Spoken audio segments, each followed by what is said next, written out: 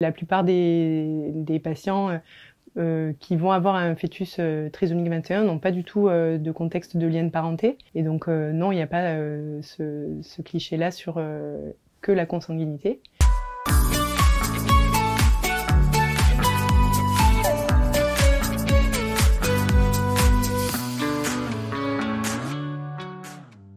Le premier facteur de risque, toute population confondue, c'est surtout l'âge maternel.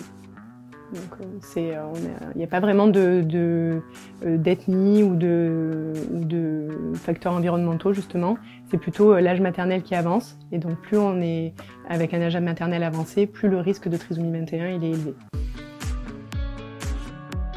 Dans la plupart des cas, les enfants trisomiques 21, on peut aussi avoir des fœtus qui seront de petits poids pour la gestationnelle, voire même en retard de croissance in utero. Donc ça, c'est aussi un des signes qu'on peut diagnostiquer en anténatal. Et en fait, ce retard de croissance, il peut faire un peu ce qu'on appelle un syndrome en miroir vis-à-vis de la maman et donc augmenter un peu le risque vasculaire. Ça, c'est un peu vrai pour toutes les anomalies chromosomiques. Pour la trisomie 21, la 13 ou la 18, on augmente un petit peu le risque placentaire.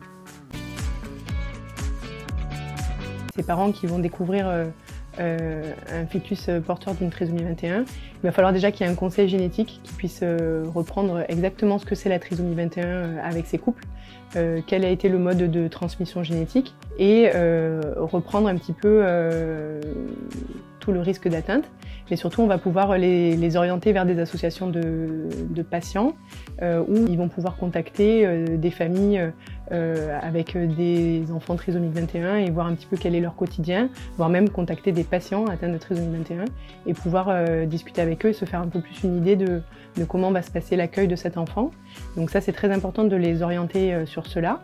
Et aussi, ce qui va être important en plus du conseil génétique, c'est de faire rencontrer ces couples avec un pédiatre pour leur expliquer exactement quel sera le suivi dès la naissance et tout au long de la vie de l'enfant.